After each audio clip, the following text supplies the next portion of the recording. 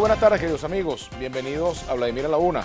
Hoy, como lo hacemos con cierta regularidad, vamos a conversar con un economista petrolero que no es experto petrolero y no es cualquier economista, porque es un economista especialista en el ámbito petrolero, precisamente. Se trata de Rafael Quirós, a quien le damos la bienvenida. Gracias. Además, profesor universitario. ¿Cómo Muy estás, amable, Rafael? ¿Cómo te va? Vladimir, muy gentil, gracias por la invitación y un saludo muy cordial pues, a toda tu audiencia.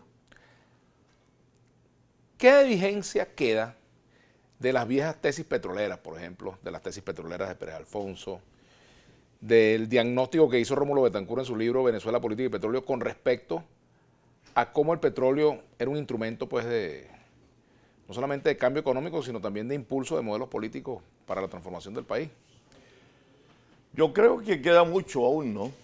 En esa magistral obra de Rómulo Betancourt que se llamó Venezuela, Política y Petróleo, él allí es muy claro, muy específico, en parte conceptual, cuando se refiere al uso del petróleo para los efectos de lograr un crecimiento económico permanente y un desarrollo económico sustentable. Eso él lo plasma allí con mucha claridad y a partir de allí es que se diseña una política petrolera bastante clara por primera vez en Venezuela, establecida o definida en lo que Juan Pablo Pérez Alfonso va a llamar el Pentágono Petrolero. Allí va a establecerse algo fundamental que va a cambiar la historia del petróleo en el mundo, que es la fundación de la Organización de Países Exportadores de Petróleo el 14 de septiembre de 1960, siendo el presidente de Venezuela y ministro de Petróleo Juan Pablo Pérez Alfonso. Allí hubo una gran visión sobre el tema del petróleo y fue tratar y lograr, como en efecto se logró, la conjunción, las fuerzas de varios países productores de petróleo, países en vías de desarrollo en aquel momento, pero que estábamos siendo azotados y estábamos bajo la dependencia de del drástico monopolio de las 7 hermanas que se fundaron y partieron a partir de 1928 hacia acá, cuando el famoso acuerdo de Ashnakari allá en el norte de Escocia. Eso va a mantener un monopolio absoluto durante 40, 50, 60 años, total y absoluto, desde la exploración hasta la comercialización por parte de las 7 hermanas. Y es la OPEP, cuyos fundamentos para la creación aparecen en el libro Venezuela, Política y Petróleo. Eso fue lo que le dio inspiración, fundamento, teorización, si se quiere, conceptualidad a la fundación de la OPEP. Y se logra, bueno, fundar allá en Bagdad, gracias a los esfuerzos de Juan Pablo Pérez Alfonso y del jeque Tariki de Arabia Saudita, los llamados padres de la OPEP. A partir de allí cambian las reglas del juego petrolero y el mercado petrolero va a desenvolverse bajo otros paradigmas, sobre todo a partir de 1973, cuando la guerra de Yom Kippur. Así es. Ahora, fíjate, Rafael, es interesante hacer una comparación entre lo que planteaba Betancourt en su libro, sí, y lo que plantearon los programas de acción democrática durante sus gobiernos, compararlo con lo que hizo Hugo Chávez en materia de política petrolera. Puntos de conexión, puntos de diferencia, fortalezas, debilidades. Bueno, mira, yo voy a decir algo por primera vez ante un medio de comunicación social, que por supuesto no es nuevo, pero puede ser nuevo para muchos televidentes, pero no para quienes estudiamos el tema petrolero.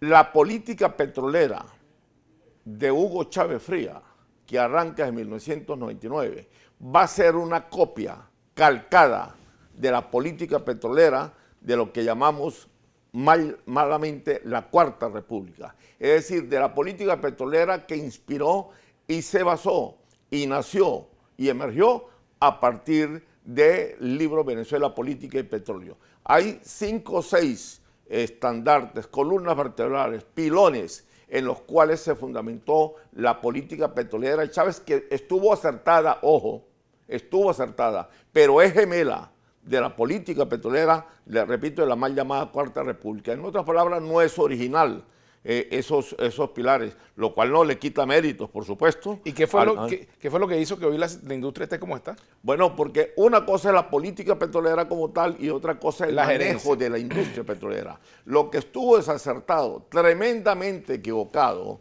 profundamente distorsionado, fue la forma como se manejó la industria petrolera en forma torpe, nada profesional, etcétera, etcétera, y cómo se manejaron los recursos que provinieron a partir de esas exportaciones petroleras a grandes precios. Estamos hablando del auge, del mayor auge petrolero en la historia de Venezuela, el más largo y el más profundo y el más grandioso, que fue el que feneció, por decirlo así, a mediados del año 2014. Pero la política petrolera estuvo acertada. Yo te puedo dar 4, 5, 6 características. Yo las fundamento en 6 características que son una réplica, repito, de la política petrolera anterior. Ahí en eso Chávez mantuvo una política petrolera de Estado. Lo que pasa es que nadie la dice. Incluso el actual gobierno, yo no sé si no la hice por desconocimiento a lo anterior y por supuesto y por falta de análisis en comparación o análisis comparativo en lo que reflejó Chávez. Pero te digo las 3, 4 principales. Ejemplo, la pertenencia al Estado de la industria venezolana, petrolera venezolana, eso fue una de las columnas de la política petrolera de Chávez. Pero eso venía desde antes.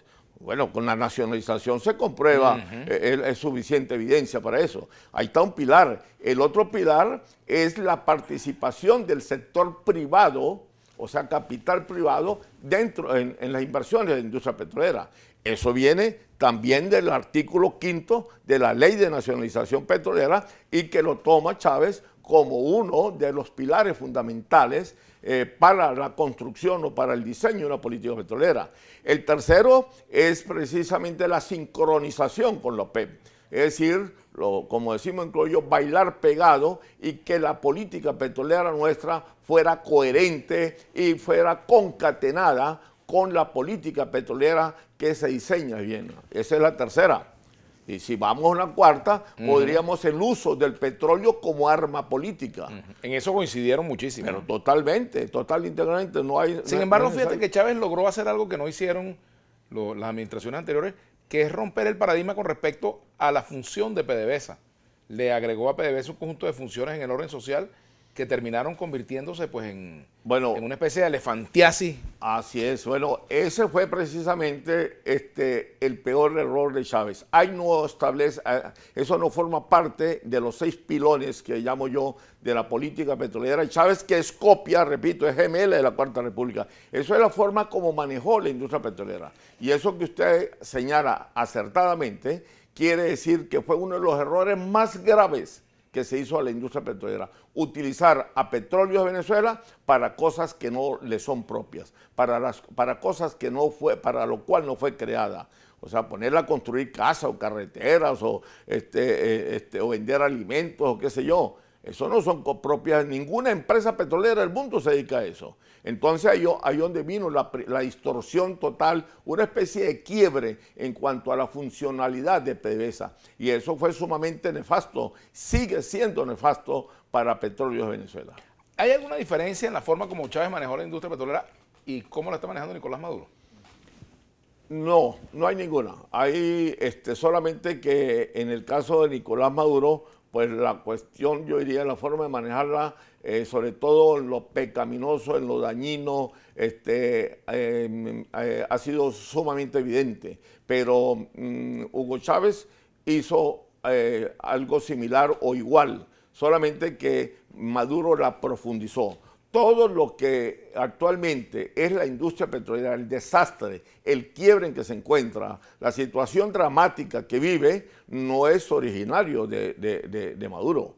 Yo no estoy defendiendo a Maduro, pero ojo, eso viene desde Hugo Chávez. La caída de la producción viene desde el 2004. Si tú quitas y sacas el año 2011, que fue en el único que hubo una subida de producción, pero si tú eliminamos de la serie histórica el 2011, usted ve la curva desde el 2004 hasta nuestros días en perfecta caída. Entonces, esto no lo inventó Maduro, eso viene antes. Lo que pasa es que Maduro, con su torpeza, con falta de su conocimiento, Maduro puede tener, repito, buenas intenciones, lo que no tiene es conocimiento ni para manejar la industria ni para manejar el país. Entonces, eso él la profundizó, pero con creces, en forma, por lo demás, torpe y yo diría un tanto primitiva, ¿no?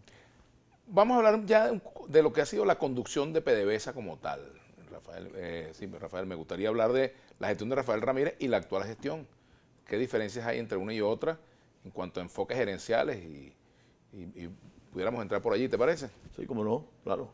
Bueno, pero hacemos la pausa y al regreso continuamos con Rafael Quirós, que no es experto petrolero, sino economista petrolero. Gracias por la aclaratoria. Sí. Los invitamos a seguirnos en nuestras redes sociales. En Twitter, @Globovisión. En Instagram, @Globovisión. En Facebook, Globovisión. En Telegram, Globovisión Piso Oficial. Si quieres volver a ver este y todos los programas de Globovisión, visítanos y suscríbete a nuestro canal de YouTube. Soy Globovisión.